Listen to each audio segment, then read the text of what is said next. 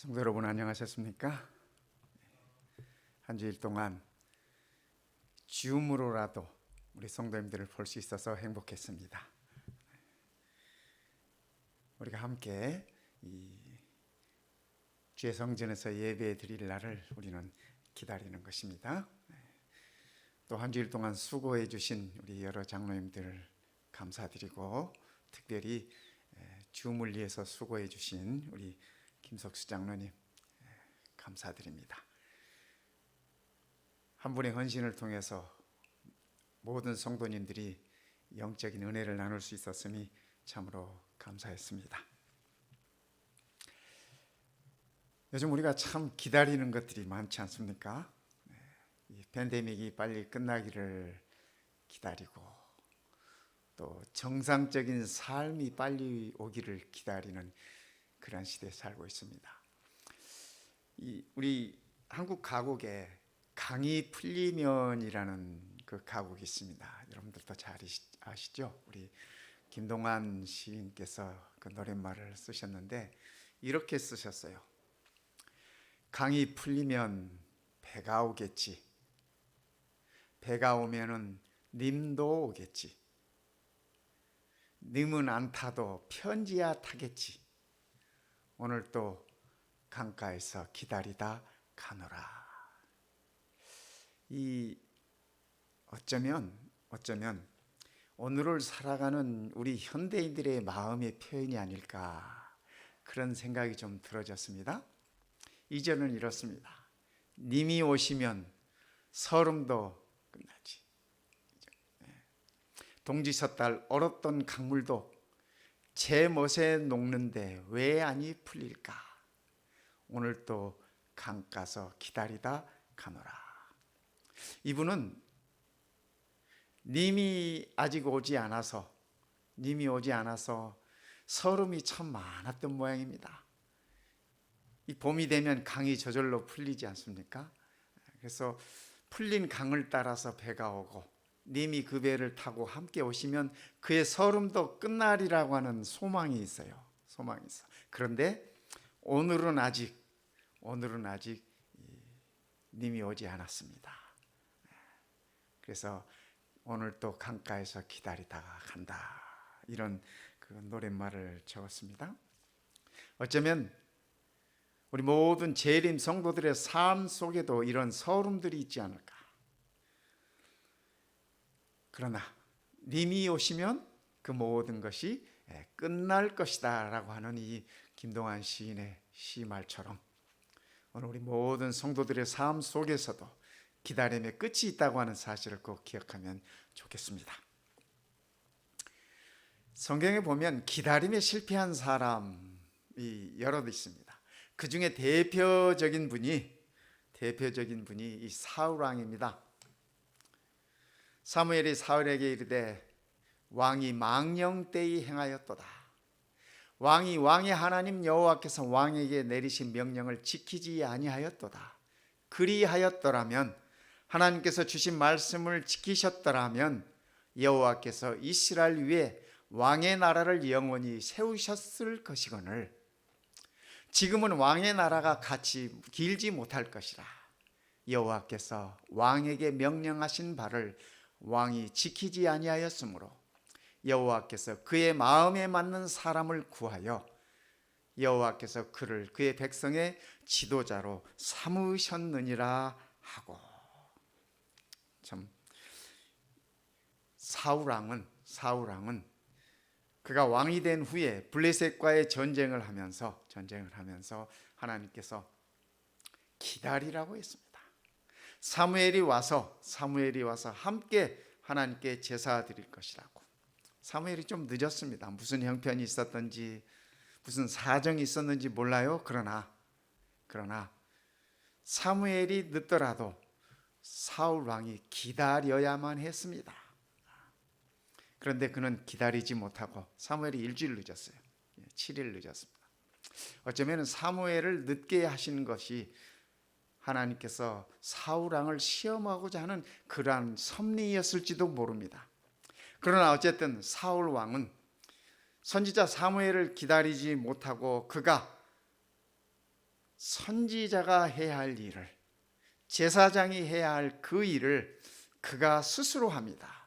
그래서 하나님께 제사를 드리고 그렇게 했습니다.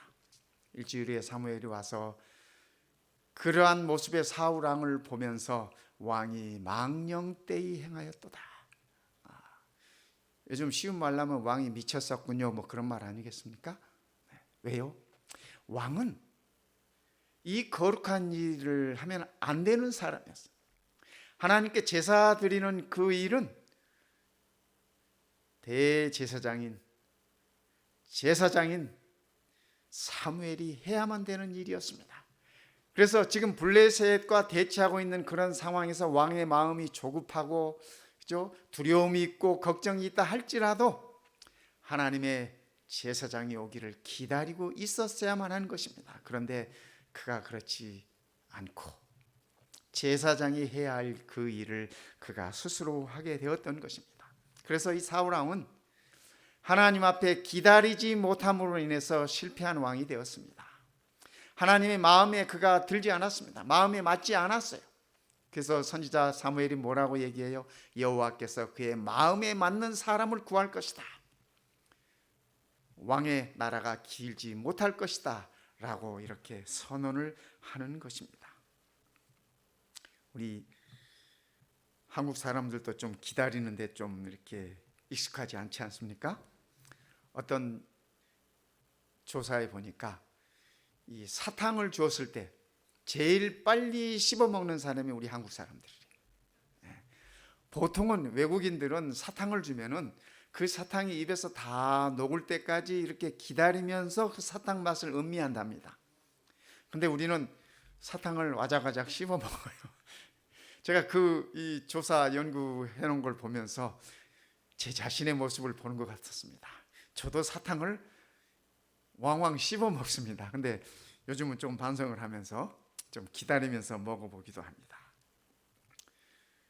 자판기에서 커피를 뽑을 때 이렇게 동전을 넣으면 이게 컵이 떨어지고 커피가 나오고 물이 나오고 커피가 나와서 이게 다 채워지면 자동으로 딱 이렇게 문이 열리고 이렇게 커피를 이렇게 갖게 된답니다.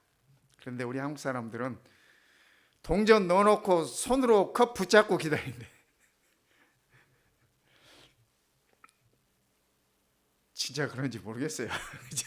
근데 하여튼 조사에 의하면 그래요. 원래는 우리 한국 사람들이 은근과 끈기를 가진 사람인데 이 생활이 현대화되면서 또 삶이 이렇게 현대화돼 가면서 그런 모습으로 바뀌어 가고 있다고 한답니다. 그래서 우리 한국 사람들이 운영하는 일터에서 이 멕시칸들이 제일 먼저 배우는 말이 빨리빨리래.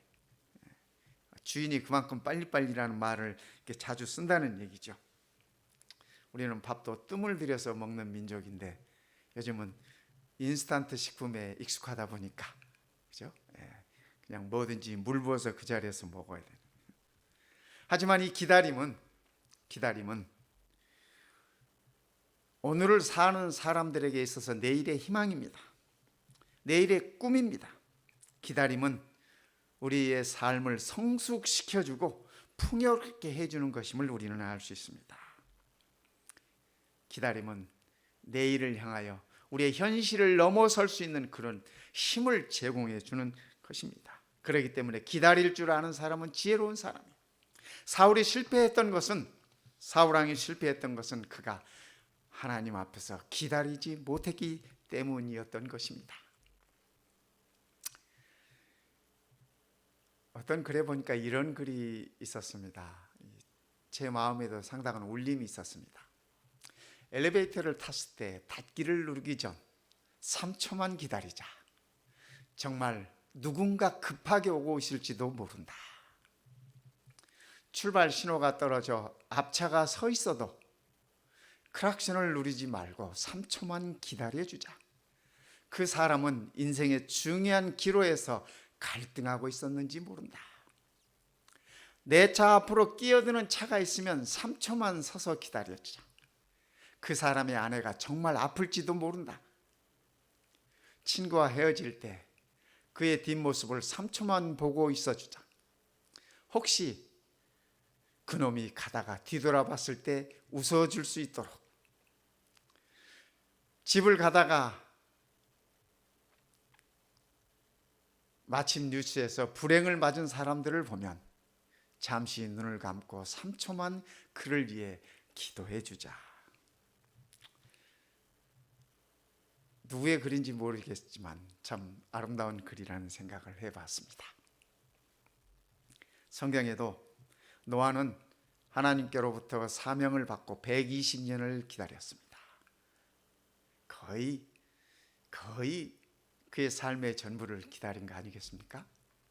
모세는 하나님의 손에 쓰임받는 종으로 섬에 있어서 그가 80년을 기다려야만 했습니다.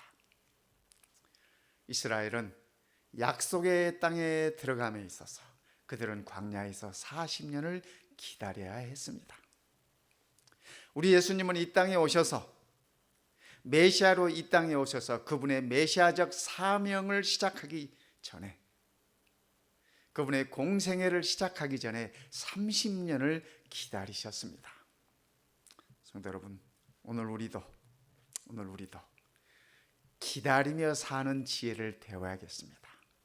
성경에 나타난 모든 믿음의 거장들은 기다릴 줄 아는 사람이었습니다. 그러기에 성경은 기다리는 자가 복이 있는 사람이라고 그렇게 말씀하고 계십니다. 이사야 30장 18절에 이렇게 말씀하십니다. 그러나 여호와께서 기다리시나니 이는 너희에게 은혜를 베풀려 하시며 일어나시리니, 여호와께서 일어나시리니 이는 너희를 긍휼히 여기려 하시니라. 성도 여러분, 우리는 애드벤티스트라고 우리 자신들을 부르지 않습니까? 재림교인이라고, 그죠? 예수의 재림을 기다리는 백성이라고 우리 자신을 그렇게 일컫습니다. 그런데 오늘 말씀을 보니까 우리가 우리의 여호와 하나님을 기다리는 것이 아니라 여호와 하나님께서 우리를 기다리고 계신다는 사실입니다. 저는 이 말씀을 묵상하면서 다시 한번 하나님께 감사드렸습니다. 저는 제가 늘 주님을 기다리며 산다라고 생각했습니다. 그런데 그것은 저의 착각이었습니다. 제가 주님을 기다리는 것이 아니라 주님이 나를 기다려 주신다고 하는 사실을 새삼 깨닫습니다. 성도 여러분, 지금 이 시간도 우리 주님이 우리를 기다린다고 하는 사실을 기억하십시다. 그분이 기다리시는 것이 우리에게 은혜를 베푸시기 위하여, 그분이 보좌에서 벌떡 일어나신 것이 우리를 긍휼히 여기기 위하심이라고 그렇게 말씀하고 계십니다. 사도행전에 보면 스데반이 돌 맞을 때, 돌 맞는 그 현장에서 그가 하늘이 열리고 하늘을 보지 않습니까? 보좌 우편에 예수님께서 벌떡 일어서 계시는 모습을 그가 보았어요. 예수님께서 왜 보좌에서 일어섰는지 저는 이 말씀 속에서 그 답을 얻습니다. 자기의 백성들에게, 서름 당하고 있는 자기 백성들에게, 고통당하고 있는 자기 백성들에게 긍휼을 베푸시고 은혜를 베푸시기 위해서 우리 주님께서 우리를 기다리시고 일어서신다고 하는 말씀입니다. 대저 여호와는 정의의 하나님이시라. 그를 기다리는 자마다 복이 있도다. 성도 여러분, 우리가 신앙생활 하면서 요즘 현대 삶을 살아가면서 억울할 때가 참 많지 않습니까? 왜 내게 이런 일이, 왜 우리 가족들에게 이런 일이, 왜 우리 교회에 이런 일들이, 그죠? 억울할 때가 참 많아요. 그래도 기억하시기 바랍니다. 우리의 하나님, 우리가 믿는 살아계신 하나님은 정의의 하나님이시라. 지금 당장 억울하게 보일지 몰라요. 왜요? 사탄이 살아있기 때문에. 그러나 우리가 그분이 우리를 신원하실 그날을 기다리십시다. 기다리는 자마다 복이 있도다. 우리는 복 있는 자임을 기억하시면 좋겠습니다. 어떤 태도를 가지고 기다려야 하나? 그죠? 성경은 우리들에게 우리의 기다림의 태도에 관해서 일러주고 있습니다. 첫 번째, 기도하면서 기다리라고 말씀하세요.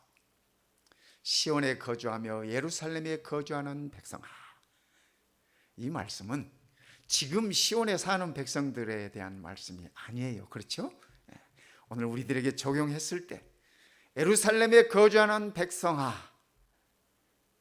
우리가 예루살렘에 살고 있지 않아요. 그러나 우리는 시온에 살고 있는 백성입니다. 그러나 우리는 예루살렘에 사는 하나님의 백성입니다. 자녀입니다. 믿음 생활하고 있는 우리를 향하여 주시는 말씀이에요. 너는 다시 통곡하지 아니할 것이다. 이제껏 우리가 통곡하며 살아왔을 수 있습니다. 이제껏 우리가 슬픔을 견디면서 살아왔을 수 있습니다. 그러나 우리 하나님께서 하시는 말씀이 너는 다시 통곡하지 아니할 것이다. 다시는 그 눈에 눈물을 흘리지 않을 것이라고 약속해 주시는 것입니다. 그가 너의 부르짖는 소리로 말미암아 내게 은혜를 베푸시되 그가 들으실 때 내게 응답하시리라. 성도 여러분, 우리의 눈물이 마르는 그날은 그분께서 오시는 그날입니다. 강이 풀리고 님이 오시는 그날, 그렇죠? 우리 주님은 나룻배 타고 오지 않아요. 구름 타고 오신다 그랬었어요. 그분이 오시는 그날, 그렇죠? 우리의 모든 눈물이 끝날 것입니다. 우리의 모든 고통이 끝날 것입니다. 그러나 아직은 우리가 이 세상에 있습니다. 그래서 우리가 기도하며 기다리라는 것입니다. 그가 들으실 때 내게 응답하시리라. 기도란 하나님 앞에서 나를 비춰보는 시간입니다. 내가 원하는 것만 계속 하나님께 요구하는 시간이 아니라 하나님 앞에서 나의 겸손한 모습을 들여다보는, 나를 비춰보는 그러한 시간입니다. 기도란 마음의 아픔과 고통을 드러내는 시간입니다. 마음이 아플 때 하나님 앞에 엎드러져 마음을 다 풀어놓으면, 그죠? 풀어놓으면 훨씬 가벼워집니다. 그리고 잠도 평안하게 들 수 있습니다. 삶의 모든 것들을 밝히는 시간이다.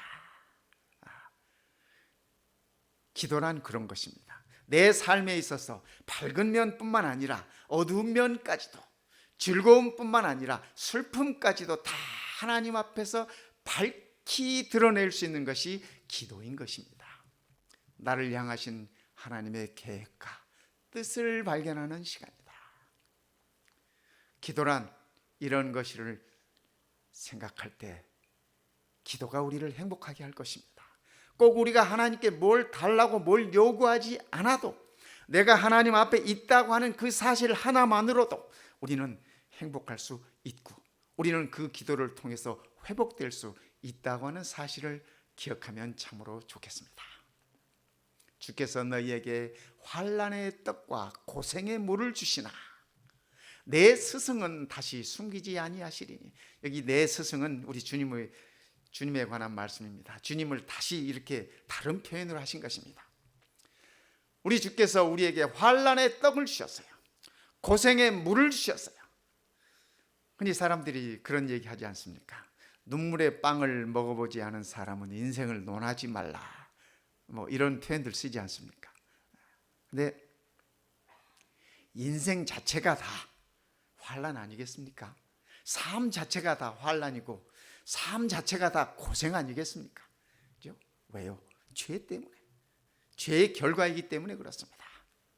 그럴지라도 우리의 스승은 다시 숨기지 아니하시리니 내 눈이 내 스승을 볼 것이며 우리의 눈이 우리의 주님을 볼 것이며, 그렇죠? 우리 주님께서 다시는 그 얼굴을 돌리지 않으시죠. 우리가 주님에게서 얼굴을 돌리지 않는 한 주님은 우리를 향한 그 얼굴을 돌리지 않으신다는 말씀이에요. 너희가 오른쪽으로 치우든지 왼쪽으로 치우치든지 내 뒤에서 말소리가 내 귀에 들려 이르기를 이것이 바른 길이니 이것이 정로이니 너희는 이리로 가라 할 것이며, 우리 뒤에서 우리 주님께서 우리에게 갈 길을 밝히 일러주시는 것입니다. 이제는 더 이상 우리가 목자 없이 헤매는 한 마리의 양이 아니라 선한 목자를 만난 복된 양이라고 하는 사실을 기억하시기 바랍니다. 여행할 때 여러분, 이 해외 여행을 하시거나 요즘 여행하니까 또 심기가 불편하죠. 여행 가고 싶은 사람들이 많아. 아주 몸살이 난대요. 요즘 이 팬데믹 때문에 이 집안에만 있는 것 때문에. 근데 우리가 여행할 때 가이드가 있지 않습니까? 가이드가 늘 이렇게 그 깃발 들고 이렇게 다니면서, 그죠? 여행할 때 그 깃발만 보면서 우리가 쫓아가요. 그러면 아무 걱정 없이 여행을 마칠 수 있습니다. 비행기 탈 때부터 비행기 내릴 때까지, 뭐 구경할 때, 밥 먹을 때, 뭐 어디를 가나, 심지어는 화장실까지도 잘 안내해 주지 않습니까? 그래서 가이드가 있는 이 여행자들은 참으로 편안하게 쉽게 여행을 합니다. 그런데 그 여행을 만약에 혼자 한다면, 가이드 없이 혼자 한다면, 뭐 현대인들은 홀로 배낭여행도 좋아한다고 그래요. 근데 뭐 요즘 그것도 못하지만, 전혀 미지의 세계를, 미지의 땅을 나 혼자 가야 한다면 얼마나 불안하겠습니까? 그렇죠? 우리의 삶도 마찬가지입니다. 우리의 삶도 나 혼자 스스로 나밖에 없다라는 생각으로 내 삶을 살아가야 한다면 그 삶이 얼마나 두렵고 얼마나 떨리고 얼마나 무섭겠습니까? 그러나 성도 여러분, 우리 뒤에 우리 주님이 계심을 기억하십시다. 여기가 정로이니 이 길이 바른 길이니 이리로 가라. 좌로나 우로 치우치지 말고. 요즘 미국에서 치우치는 삶이 얼마나 참 이 고약한 삶인지 우리가 많이 보지 않습니까? 우리 한국에서도 치우치는 모습들 속에서 참, 그죠? 백성들이 괴로워. 무슨 보수다, 진보다, 다 너무 치우쳐가지고, 그죠? 백성들을 생각하면 그렇게 치우치지 않아요. 미국도 마찬가지야. 이 지도자라는 사람들이 무슨 뭐 민주다, 공화다 해가면서 너무 치우쳐서 백성들이 괴로운 것입니다. 그죠? 네. 그러나 우리는 우리 주님의 음성에 귀를 기울이고 이 길이 정로니, 이 길이 바른 길이니 이 길로 가라는 그 말씀에 순종하며 갈 수 있다면 우리는 복된 사람일 것입니다. 어떤 태도를 가지고 기다려야 되나? 두 번째, 우상을 제거하며 기다리라고 우리 주님께서는 말씀하십니다. 우상을 제거해라. 또 너희가 너희 조각한 우상에 입힌 은과 부어 만든 우상에 올린 금을 더럽게 하여 불결한 물건을 던짐같이 던지며 이르기를 나가라 하리라. 그러니까 우리가 만들었던 우상들, 그 불결한 것들을 다 버리라고 하는 얘기입니다. 요즘 뭐 우상 이렇게 만들어 놓고 절한 사람들이 현대 삶에서 뭐 얼마나 많습니까? 그렇죠? 많지 않아요. 그런데 현대인들의 우상은 다 우리의 마음속에 있는 우상들이에요. 그래서 우리는 이 찌꺼기들을 다 꺼내서 버려야 하는 것입니다. 그것이 우리가 우리 주님을 기다리는 태도가 되어야 한다고 하는 것입니다. 다, 그죠? 내 안에 있는 찌꺼기들 다 제거해야 될 것입니다. 구약 성경에서 하나님께서 제일 미워하시는 것 두 가지 있습니다. 제일 미워하시는 것. 첫째가 우상 숭배입니다. 하나님 외에 다른 예배 대상을 두는 것. 그 자리를 아시다시피 사단이 늘 차지하려고 하지 않습니까? 그렇기 때문에 하나님께서 우상 숭배라면 치를 떨으시 우리 하나님께서, 그렇죠? 십계명 가운데도 우상에 대한 말씀이 몇 가지예요? 너는 나 외에 다른 신들을 두지 말아라. 우상을 만들지 말아라. 그죠? 계명 가운데도 이렇게 많은 부분들을 차지하고 있는 말씀입니다. 두 번째는 교만이에요. 교만. 사단의 교만, 인간의 교만, 죄인의 교만. 하나님의 자녀들은 교만할 수 없는 사람들입니다. 예수 그리스도의 겸손한 모습의 그 모본을 따르는 자들이기에 참된 하나님의 자녀들은 겸손할 수밖에 없는 자들인 것입니다. 우리 안에 있는 모든 우상들을, 그죠? 어떤 사람에게 있어서는 그 우상이 재물이 될 수도 있습니다. 어떤 사람에게 있어서는 그 우상이 권력이 될 수도 있습니다. 어떤 사람에게 있어서는 그 우상이 학식일 수도 있습니다. 어떤 사람에게 있어서는 그 우상이 내 자녀들일 수도 있습니다. 이런 모든, 그죠? 이런 모든 우상들을 내어 버리라, 나가라, 내 안에서 다 내쫓아라, 이 말씀인 것입니다. 이것이 주님을 기다리는 자의 태도이고 모습이라고 하는 사실입니다. 세 번째는 이렇게 말씀하십니다. 하나님을 신뢰하면서 기다려라. 기다리면서 신뢰 않고 기다릴 수 있나 한번 생각을 해봤습니다. 그랬더니 그런 모습이 많더라고요. 제 안에도 그런 모습이 많더라고요. 우리 주님께서 하시는 말씀이 주 여호와 이스라엘의 거룩하신 이가 이같이 말씀하시되 너희가 돌이켜 조용히 있어야 구원을 얻을 것이요. 나는 내 구원을 위해서 너무 많은 몸부림을 했지 않았나, 그런 생각이 들기도 합니다. 성도 여러분들은 어떻습니까? 그죠? 우리 주님의 말씀이 너희가 돌이켜 회개하여, 그 말씀입니다. 그죠?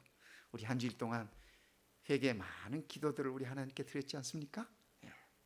너희가 돌이켜 조용히 있어야 구원을 얻을 것이요. 내 쪽에서는 조용히 있어야 돼.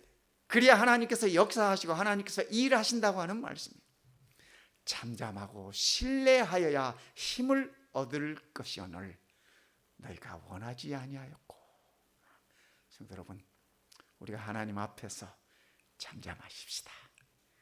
우리의 모든 의는, 우리의 모든 공로는 더러운 옷과 같다고 성경은 말하고 있습니다.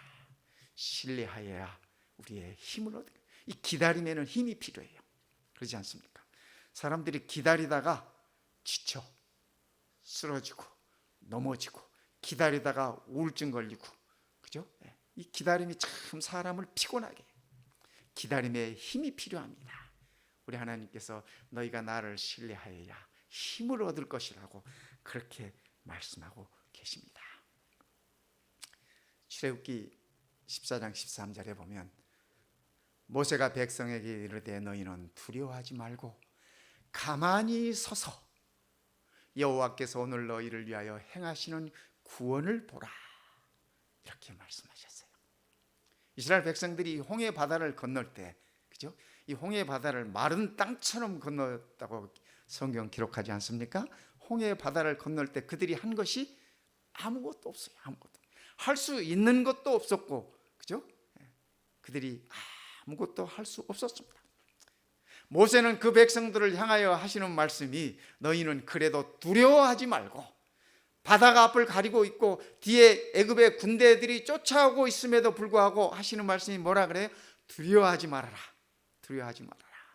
가만히 서서 여호와께서 오늘 너희를 위하여 행하시는 구원을 보아라, 이렇게 말씀하셨어요.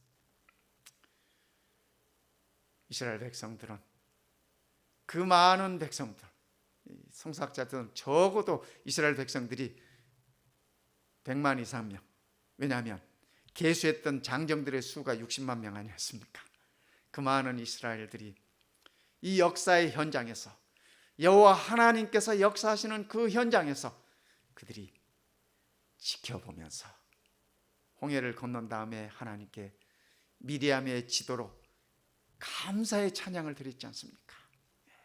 요한계시록에서는 그것을 가리켜서 모세의 노래라고 표현하고 있습니다.